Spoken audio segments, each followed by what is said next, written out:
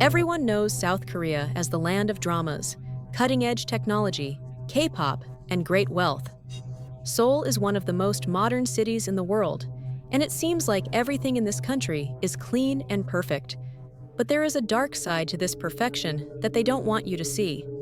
South Korea has one of the highest rates of hidden poverty in Asia, and I'm not talking about cold statistics or government reports here. I'm talking about invisible lives, people who exist but don't appear, a reality that has been swept under the rug. Today, we are going to uncover how a country manages to hide thousands of homeless people in a way that makes it seem like they have none. And I guarantee you, after this video, you will never look at South Korea the same way again. When you watch a drama or see photos of Seoul on social media, the city looks impeccable. The streets are very clean, organized. It seems like there's no dirt at all. And you know what else you don't see? Homeless people. According to official South Korean government data, the homeless population has fallen by 15% in recent years, with about 12,000 people identified in 2024. It seems like excellent news. But wait, there's a detail here that changes everything. These official numbers don't tell the whole story. In fact, they don't even come close to reality, because there are thousands of people living on the streets who simply do not appear in these surveys. Homeless women, for example, spend nights in public saunas, internet cafes, and manga cafes. These places allow people to stay for hours by paying a small fee. For many women, these spaces have become their sole option for shelter. But here's the problem. These places are not included in government surveys on homelessness. If you're not literally sleeping on the street or in an official shelter, you practically don't exist in the statistics. And there's more, much more. Over 70,000 children and adolescents are identified as homeless in South Korea. 55,000 of them are wandering with no place to sleep after running away from home due to problems with their parents or family. They are teenagers, very young people, and they're already invisible. 55% of all homeless people in the country are concentrated only in Seoul. The capital, which is so modern, hides an army of invisible people. And do you know what's most shocking about this? Researchers discovered in 2024 that success attempts are much higher among young people living in tiny rooms called goshwons. Prejudice and terrible living conditions are literally making people make poor decisions. So when you visit Seoul and hardly see any homeless people on the city's main streets, the question shouldn't be, wow, why isn't there poverty here? The right question is, where have they hidden these people? Now you might be wondering, if these people are not on the streets, where are they? And the answer is a bit harsh. There are places in South Korea called jokbangs. These are homes that have been divided into small rooms to accommodate as many people as possible. Imagine the normal house, but each room has been subdivided into very tiny spaces where only one person can fit. According to some 2024 studies, 4,717 people live in these places. But the goseon are even worse. To give you an idea, this is smaller than an average bathroom. You don't have a window, you don't have privacy, often you can barely stretch your arms. It's literally a cubicle, a little square for you to sleep in. These places are generally made for students who need to study for important exams. But nowadays, thousands of people live there permanently because they can't afford a real house. There aren't many options. The reality here is much harsher than it seems. There are many cases of fires and floods in these places, and the lives of these people end up being at risk. They face many health-related problems, even life-threatening ones. But since they are not technically on the street, the problem remains invisible. The monthly income of a homeless person in South Korea is about 3,000 Brazilian reais. And most of it comes from public assistance, not work, because the unemployment rate among these people is 75%. More than half say they simply can't work, either due to health problems or even because they don't have a fixed address, making it practically impossible to get a job. And here you might think, but where are the public shelters? Doesn't the government offer shelter for these people? It does, but there's a problem. 36% of the homeless say they avoid public shelters. The reason? Usually discomfort with coexistence rules, excessive restrictions. Many shelters have a zero-tolerance policy towards alcohol, which automatically excludes people suffering from alcoholism who need help. So these people are trapped in a vicious cycle, can't use shelters, don't have the right to adequate housing, and the only places they can afford are these ones you're seeing. And South Korea continues to sell the image of a perfect country. And look, this is a very mild issue compared to what South Korea has done in the past. For example, research about the Brothers' Home around the 80s and 90s, when there was the question of the Seoul Olympics. Research what South Korea did to people to try to appear as a perfect place back then. But how does someone end up in this situation? What leads a person to become invisible in one of the richest countries in the world? The number one cause is usually unemployment. 35% of people experiencing homelessness cite job loss as the main reason. And South Korea is unforgiving to those who fail. The job market is extremely competitive, and once you're out of the system, it's practically impossible to get back in. If you've been unemployed for a long time, employers assume there's something wrong with you. And without a proper address, it only worsens your chances of getting anything. The second cause is divorce and family issues. The social stigma around divorce in South Korea is still very strong.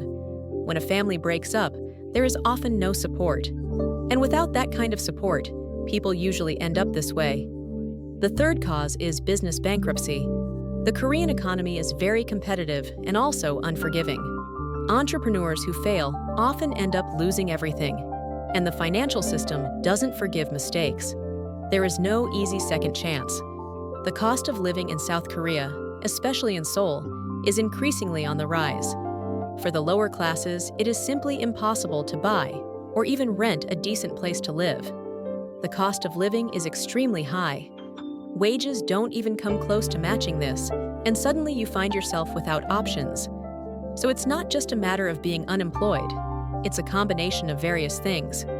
Losing a job in a place where people don't forgive failures, losing the family in a culture that has a big problem with divorce, and living in one of the most expensive cities in the world, where decent housing is practically unattainable.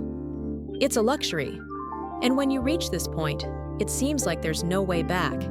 And yes, there should be, but it's not easy at all. Social exclusion. But perhaps the worst part of all this isn't even poverty itself. It's how Korean society treats these people. In South Korea, there's a big issue with those living on the streets, and the blame is usually placed on the individual. If you're homeless, many people assume it was due to your own choices, and you didn't try hard enough, and you are lazy or even have a character flaw. The idea that systemic or economic issues might have caused your situation is practically ignored. Many South Koreans remain completely unaware of the problems that the homeless population faces. There is a huge gap of misunderstanding between the general population and the people living on the street. Korean culture values success so highly that poverty is automatically seen as some kind of personal failure. If you haven't succeeded, then it means you've failed as a person. Simple as that. More than half of homeless women stay in places they can afford for overnight stays, like saunas and internet cafes. But these places are excluded from investigations, as I mentioned before.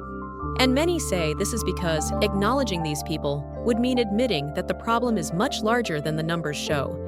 It's something the government doesn't want to acknowledge. At least, that's the opinion of many people. 36% of those interviewed plan to sleep outdoors on the streets or in squares, specifically avoiding shelters. They prefer to sleep in the cold, unprotected, rather than face the strict rules and judgment that come with accepting official help. This seems like a reflection of a society that has decided to believe that poverty is a shame and should be hidden from public space. But what is the government doing to solve this? The short answer is not enough. Not by a long shot. In 2020, the government announced plans to expand public housing. It looked great on paper, but there was also a problem. The long-term strategy was still lacking, and the budget was greatly reduced. More simply put, there was a very nice announcement for the press, but when it was time to get to work, the commitment simply vanished. And there's more. There are no legal consequences for failing to comply with regulations on providing housing for vulnerable groups. The government can simply ignore its own rules, and nothing happens. Mental health has never been a priority in support policy for people living on the streets. There are few counseling services available. And this is in a country where, as we've seen, people making bad decisions with their own lives. This number is much higher among people living in precarious conditions. The government's solution seems to be to put these people in shelters or institutions. But this doesn't seem to solve the real problem, which is the lack of affordable housing and the lack of opportunity for reintegration. Now, to be fair, we need to compare this with other places. When you visit cities like San Francisco, Seattle, or Phoenix in the United States, you see entire tent cities, very old trailer parks, people sleeping on every corner. The homelessness situation there is visible. It's impossible to ignore. In South Korea, you don't see this. Visitors report seeing only 1 or 2 homeless people on benches during some extensive trips through Seoul. The official estimate is 2,600 people on the streets or in shelters in a city of 10 million inhabitants. So, compared to the United States, South Korea seems to be doing incredibly well. But here's the problem. Is this really success, or just more efficient forced invisibility? Because when you push people into ghost homes, where they live in very poor conditions, they are not technically on the street. When women sleep in saunas and are not counted in the statistics, guess what? They are also not considered homeless. The numbers look much better. When you exclude 70,000 teenagers who are outside these statistics, it seems the problem is much smaller. South Korea has not necessarily solved the problem better than other countries. It just got better at hiding it. And there is a very fundamental difference here. In places like San Francisco, the problem is visible, so there is public pressure to do something. People see the suffering every day, and they demand change. In South Korea, this problem is invisible, so you don't have the same pressure. There is no urgency. They can go on with their lives, thinking everything is fine. While thousands of people are suffering just out of everyone's sight, some groups have suggested 7 improvements that could be made to start solving this problem. Firstly, increase the supply of affordable public housing. Not just announce plans and then cut the budget. Actually build houses that poorer people can afford. Second, establish clear rules about housing, quality of life. Places like gashawons should not be allowed. Minimum standards of human dignity need to be respected. Third, create a support system for everyone who is unable to access adequate housing, a system that actually works without impossible government bureaucracy or too many requirements. Fourth, provide specific housing alternatives for people with disabilities. Many people with disabilities end up homeless because there are no suitable options for their needs. They should also have teams of people who go to these other people instead of waiting for them to come to shelters that many of them avoid. Another important thing that was recognized is that the government should implement legal measures to make itself comply with housing policies. Without consequences, the government can simply ignore its own rules. There is an interesting program that is already working called Chiminti Adongi, which means something like people visiting their neighbors. This program encourages citizens to alert authorities about neighbors who seem to be on the verge of becoming homeless. By December 2019, the program had already generated 8,563 reports. The idea is precisely to intervene and help before a person ends up on the street. These are solutions that work in other countries, and they might work in Korea. But they require public willingness, they require financial investment, and they also require society to recognize this problem. And it's not just a matter of, oh, you're there because you want to be. It seems that behind this facade of a perfect, clean, modern, organized country, these people are excluded, they become invisible. And there hasn't been much effort from society itself, nor from the government, to solve these issues. If this video made you think a little, share it with more people, so more people can be aware of this reality. Thank you very much for watching up to here. And the latest video we made here on the channel is appearing on your screen. Click here, and I'll see you there.